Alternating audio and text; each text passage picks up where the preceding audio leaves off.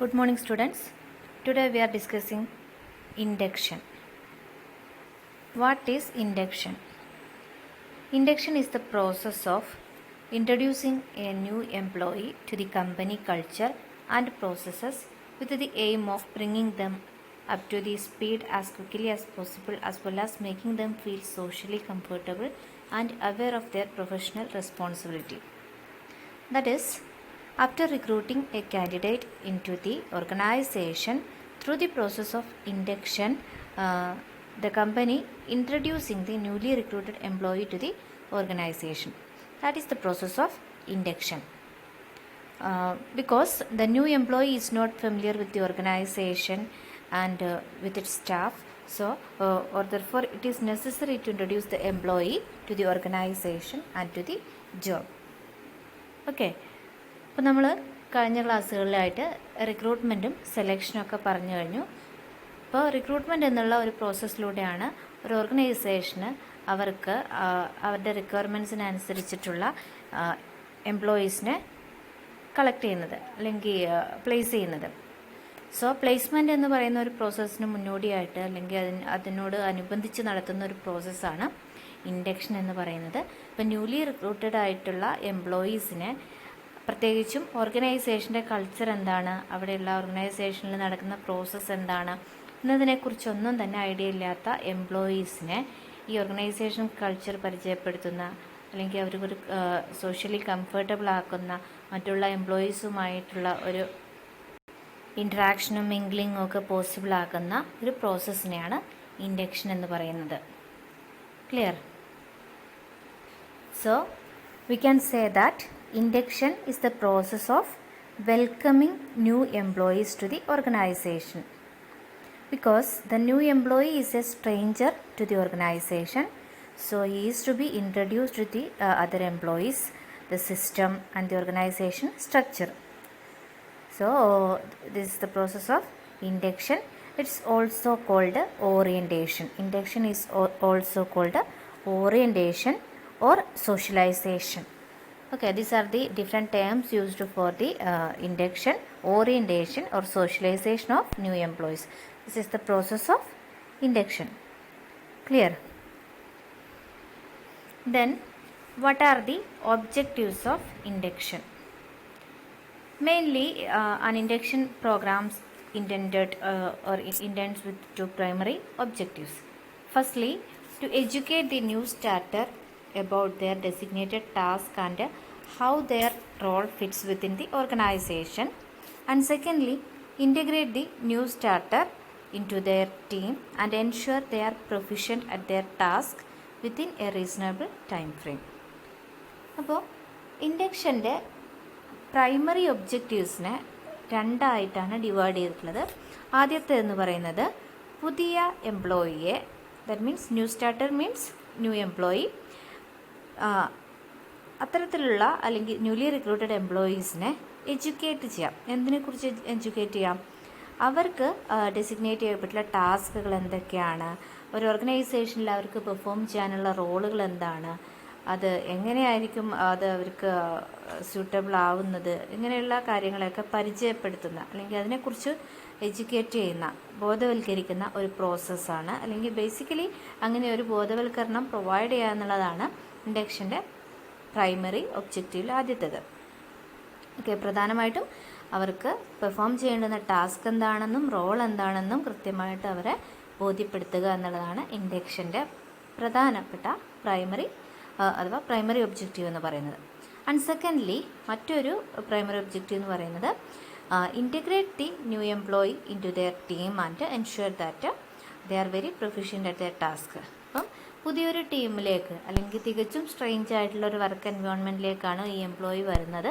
അപ്പോൾ ഈ എംപ്ലോയി വന്നിരിക്കുന്ന ഈ ഒരു വർക്ക് എൻവയോൺമെൻറ്റ് അല്ലെങ്കിൽ ഈ ഒരു പുതിയ ടീം അല്ലെങ്കിൽ ഒരു കൂട്ടം ഓൾറെഡി എക്സിസ്റ്റിംഗ് എംപ്ലോയീസിൻ്റെ ഇടയിലേക്കാണ് വരുന്നത്. അപ്പോൾ അവരുടെ ഇടയിലേക്ക് എന്ത് ചെയ്യാം, ന്യൂലി റിക്രൂട്ട് ചെയ്യപ്പെടുന്ന എംപ്ലോയീനെ ഇൻറ്റഗ്രേറ്റ് ചെയ്യുക എന്നുള്ളതാണ് മറ്റൊരു പ്രോസസ്സ്.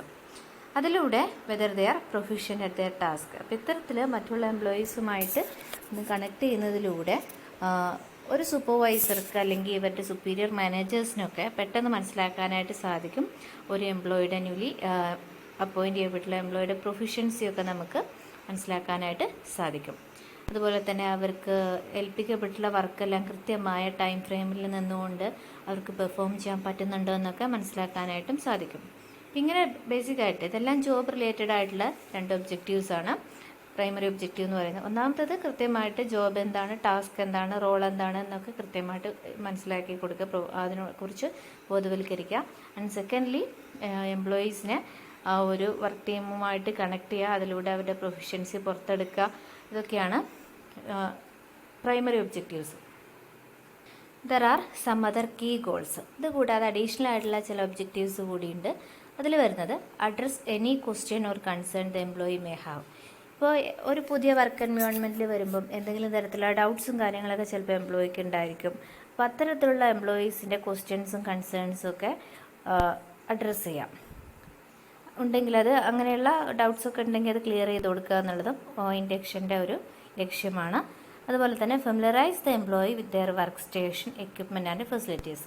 പ്രധാനമായിട്ടും വർക്ക് സ്റ്റേഷൻ എവിടെയാണ് വർക്ക് സൈറ്റ്, അവർ ഡീൽ ചെയ്യുന്ന എക്യുപ്മെൻറ്റ്സ്, ഫെസിലിറ്റീസ്, ഇതൊക്കെ ആയിട്ട് അവരെ പരിചിതരാക്കുക എന്നുള്ളതാണ് മറ്റൊരു objective. Create A positive working environment. മറ്റൊരു ഒബ്ജക്റ്റീവ് എന്ന് പറയുന്നത് ഒരു പോസിറ്റീവ് വർക്കിംഗ് എൻവയോൺമെൻറ്റ് ക്രിയേറ്റ് ചെയ്യുക എന്നുള്ളതാണ്. അതുപോലെ തന്നെ ensure the employee meets colleagues and can engage socially with them. അപ്പോൾ ഒരു ഓർഗനൈസേഷനിലേക്ക് വരുമ്പം എംപ്ലോയി ന്യൂലി അപ്പോയിൻ്റ് ചെയ്യപ്പെടുന്ന എംപ്ലോയി ആണെങ്കിൽ കൂടി അയാൾക്ക് ഒറ്റയ്ക്ക് നിൽക്കാനായിട്ട് സാധിക്കില്ല. അപ്പോൾ മറ്റുള്ള എംപ്ലോയീസുമായിട്ട് അയാൾ മിങ്കിൾ ചെയ്യുന്നുണ്ടോ, അല്ലെങ്കിൽ സോഷ്യലി അവരുമായിട്ട് എൻഗേജ് ചെയ്ത് പോകാൻ പറ്റുന്നുണ്ടോ, ഇങ്ങനെയുള്ള കാര്യങ്ങളൊക്കെ എൻഷുർ ചെയ്യുക എന്നുള്ളതും ഇൻഡക്ഷൻ്റെ മറ്റൊരു ഒബ്ജക്റ്റീവാണ്. അതുപോലെ തന്നെ educate the employee about organisational goals and values. ഓർഗനൈസേഷൻ്റെ ഗോൾസിനെ കുറിച്ചും ഓർഗനൈസേഷൻ കീപ്പ് ചെയ്യുന്ന വാല്യൂസിനെ കുറിച്ചൊക്കെ ന്യൂലി അപ്പോയിൻറ്റഡ് എംപ്ലോയീസിനെ എഡ്യൂക്കേറ്റ് ചെയ്യുക എന്നുള്ളതും ഇൻഡക്ഷൻ്റെ മറ്റൊരു ഒബ്ജക്റ്റീവാണ്. So these are the objectives of induction. 2 primary ഒബ്ജക്റ്റീവ്സും അതോടൊപ്പം other key goals. Next, what are the advantages of induction. Induction process കൊണ്ടുള്ള അഡ്വാൻറ്റേജ് എന്തൊക്കെയാണ്? അപ്പോൾ ഒരു എംപ്ലോയറെ സംബന്ധിച്ചും ഇൻഡക്ഷൻ അഡ്വാൻറ്റേജ് ആണ്. അതുപോലെ തന്നെ എംപ്ലോയീസിനും പല കേസിലും ഇൻഡക്ഷൻ അഡ്വാൻറ്റേജസ് ആണ്. എന്തൊക്കെയാണ് അഡ്വാൻറ്റേജസ് എന്ന് നോക്കാം.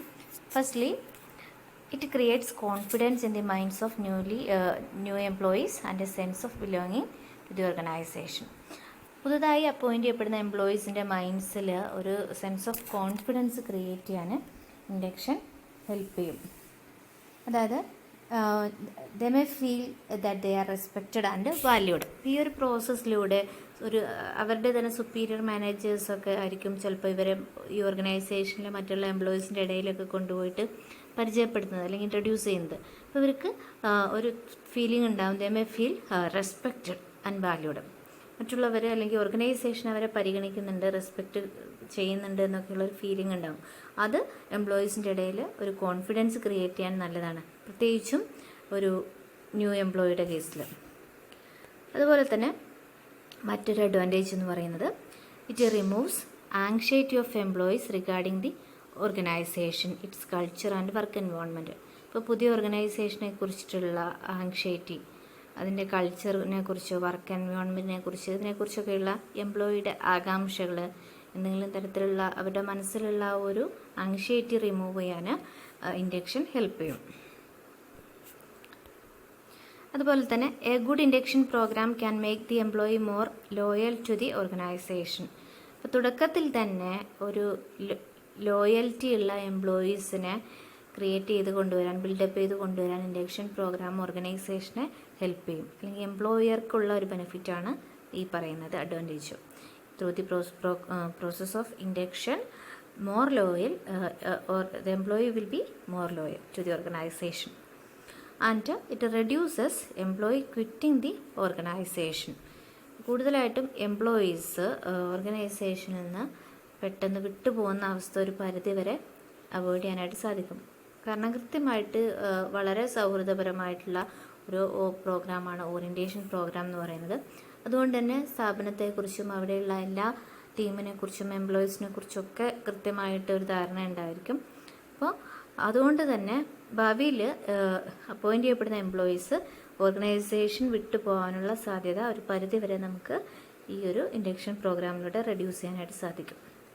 അതുപോലെ it creates better relationship with other employees and build team work and cooperation. ഈ ഒരു പ്രോസസ്സിലൂടെ through the process of induction we can create or establish good communication. Okay, അപ്പോൾ ഒരു വർക്ക് ഗ്രൂപ്പിൻ്റെ ഇടയിൽ, ഒരു പിയർ ഗ്രൂപ്പിൻ്റെ ഇടയിലോ അല്ലെങ്കിൽ മറ്റുള്ള സുപ്പീരിയർ സബോർഡിനേറ്റ്സിൻ്റെ ഇടയിലൊക്കെ കൃത്യമായിട്ടുള്ള ഒരു നല്ല രീതിയിലുള്ള ഒരു റിലേഷൻഷിപ്പ് ഡെവലപ്പ് ചെയ്യാനായിട്ട് സാധിക്കും. ആ റിലേഷൻഷിപ്പിലൂടെ ടീം വർക്ക് ക്രിയേറ്റ് ചെയ്യപ്പെടും. കൂടുതൽ കോപ്പറേഷൻ എന്ന് പറയുന്ന സഹകരണ മനോഭാവം എംപ്ലോയീസിൻ്റെ ഇടയിൽ ഉണ്ടാവും. എങ്കിൽ അങ്ങനെ ഒരു നല്ലൊരു കമ്മ്യൂണിക്കേഷൻ സിസ്റ്റത്തിലൂടെ ഇതെല്ലാം തന്നെ ഡെവലപ്പ് ചെയ്തെടുക്കാനായിട്ട് സാധിക്കും. അതൊരു അഡ്വാൻറ്റേജാണ്. അതുപോലെ തന്നെ ഇറ്റ് ഇംപ്രൂവ്സ് എംപ്ലോയി പ്രൊഡക്ടിവിറ്റി. അപ്പോൾ പ്രൊഡക്ടിവിറ്റി നമ്മൾ മുമ്പൊരു പോയിന്റ് പറഞ്ഞു, എന്താണ്, എംപ്ലോയീസ് ലോയൽറ്റി ക്രിയേറ്റ് ചെയ്യാനായിട്ട് സാധിക്കും അല്ലേ. ഒരു ലോയലായിട്ടുള്ള എംപ്ലോയി എന്ന് പറയുന്നത് സ്ഥാപനത്തോട് എപ്പോഴും വിശ്വാസ്യതയും അതുപോലെ തന്നെ കൂറും പുലർത്തുന്ന എംപ്ലോയീസ് എപ്പോഴും എങ്ങനെയായിരിക്കും, നല്ല ഹാർഡ് വർക്കിംഗ് ആയിരിക്കും. അവർക്ക് ഏറ്റവും ആദ്യം അല്ലെങ്കിൽ ഏറ്റവും ഫസ്റ്റ് പ്രയോറിറ്റി എന്ന് പറയുന്നത് ഓർഗനൈസേഷൻ്റെ ഒബ്ജക്റ്റീവ്സ് ആയിരിക്കും. Okay, so these are the various advantages of induction program.